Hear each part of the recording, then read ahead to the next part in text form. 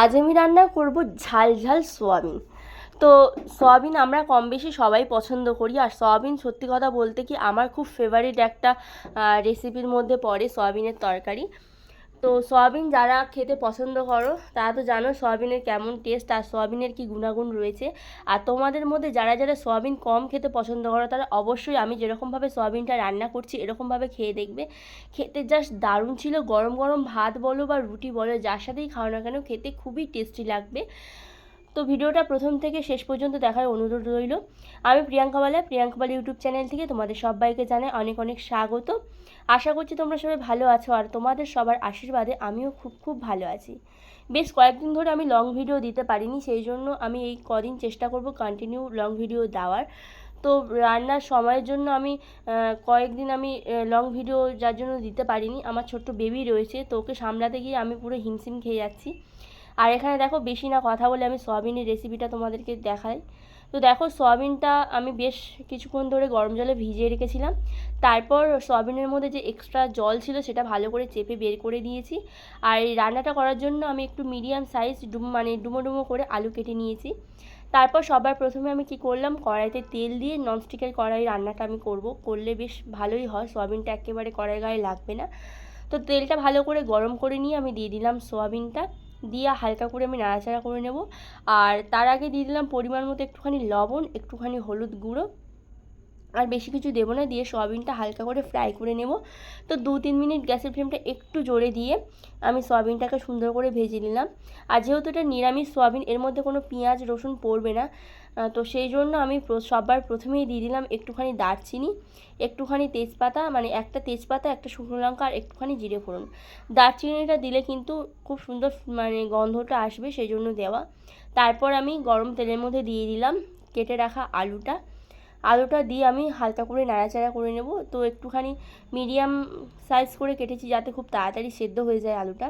তো বেশ খানিকক্ষণ ভেজে নিলাম আলুটাকে আমি। আলুটা একটুখানি ভাজা হয়ে গিয়েছে, এরপর আমি একটা টমেটোকে ভালো করে কুচিয়ে রেখেছিলাম সেটাই দিয়ে দিলাম, দিয়ে হালকা করে নাড়াচাড়া করে নেব।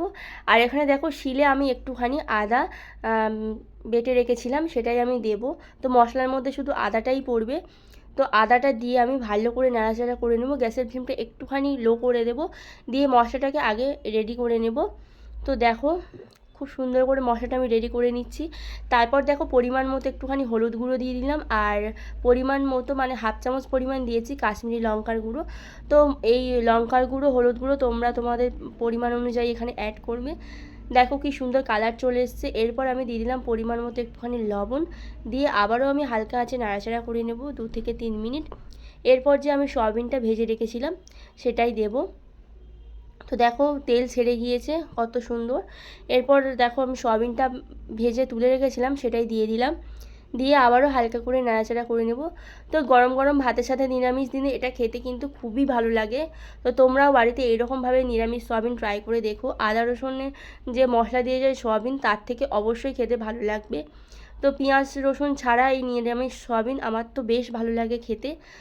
তো সয়াবিনটা দিয়ে ভালো করে কষিয়ে নিলাম, তারপর পরিমাণ মতো আমি জল অ্যাড করলাম, একটু মাখা মাখা রান্নাটা বানাবো সেই জন্য আমি একটুখানি জলের পরিমাণটা অল্পই দিলাম। তারপর ঢাকা দিয়ে দিলাম। 5 থেকে 10 মিনিট পর আমি ঢাকাটা খুললাম। দেখো নিরামিষ সয়াবিন আমার প্রায় রেডি হয়ে গিয়েছে।